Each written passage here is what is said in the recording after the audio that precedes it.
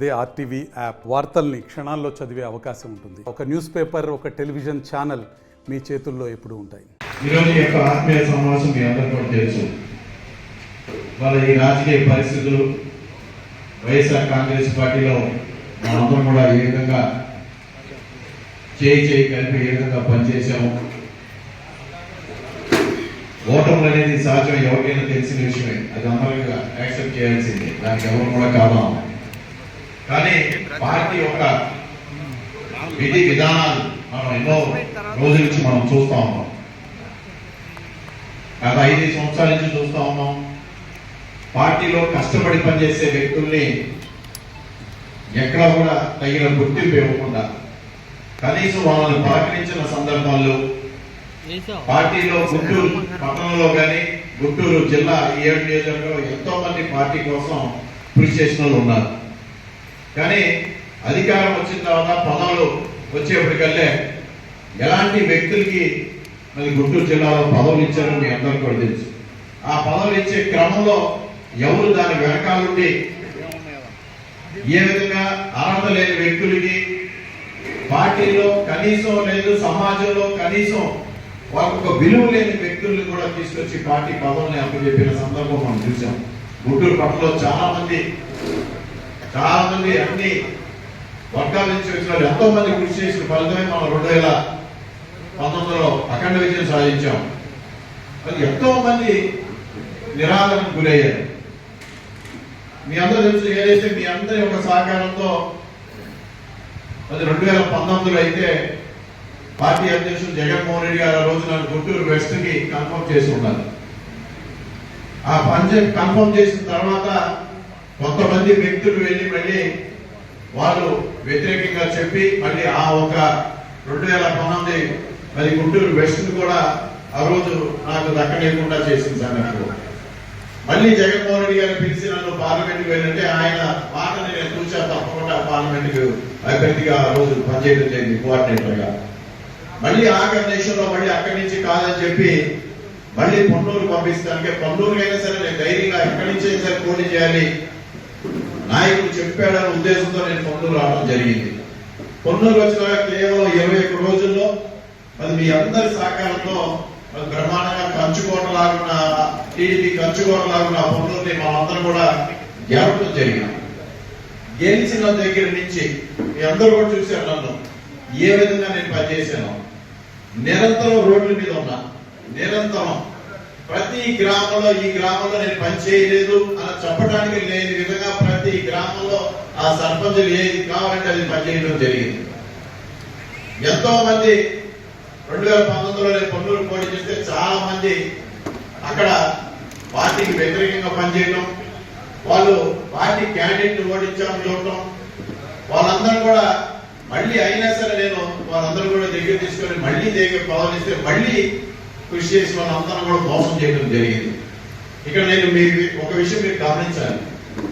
పార్టీని మోసం చేసిన వ్యక్తుల్ని మన పార్టీలో పెద్దలందరూ కూడా దగ్గర తీసుకొని వాళ్ళని ప్రోత్సహించాలి తప్ప వాస్తవాలు ఇప్పుడు కూడా తెలుసుకోవాలి.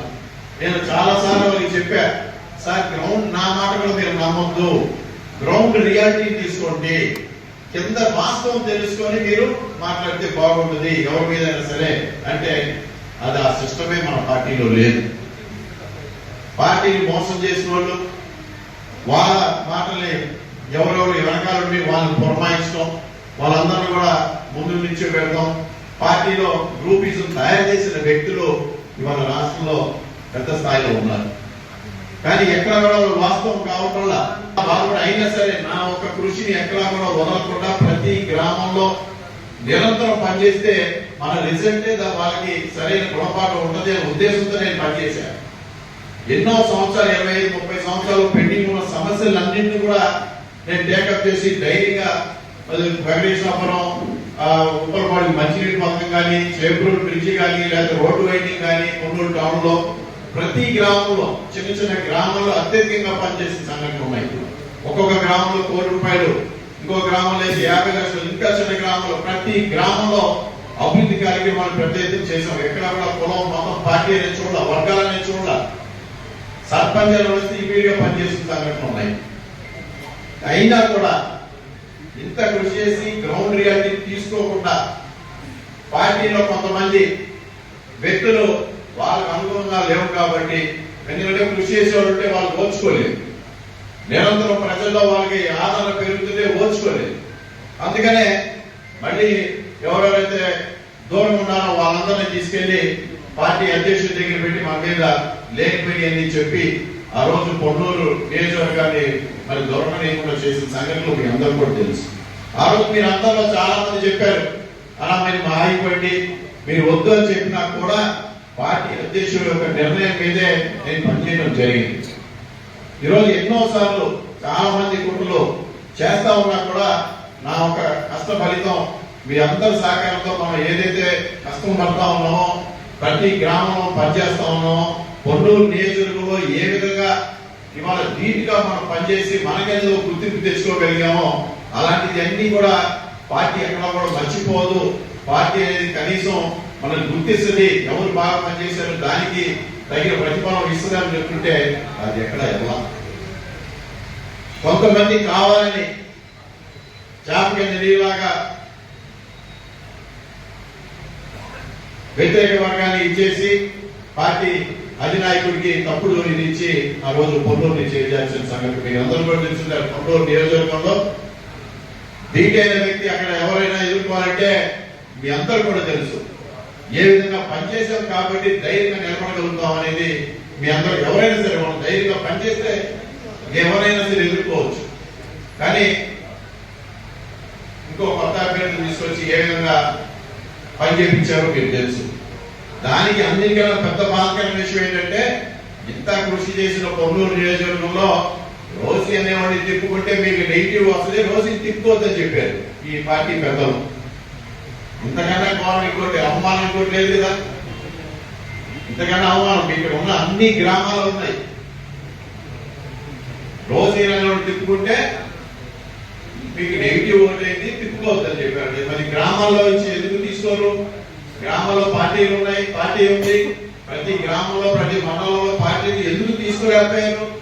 ఎందుకంటే అక్కడ మనకు సరైన సిస్టమ్ లేదు, ఒక పార్టీ నిర్మాణం సరిగా లేదు, ఒక అవగాహన ఉన్న వ్యక్తులు సరిగా లేదు, ఎవరు బాగా పనిచేస్తున్నారు ఎవరు బాగా పనిచేయట్లేదు అనేది లేదు. అందుకనే ఈ మధ్యవర్తులు ఎవరెవరు అక్కడ ఉన్నారో వాళ్ళ పెత్తనం చలాయించడం మొదలు పెట్టారు.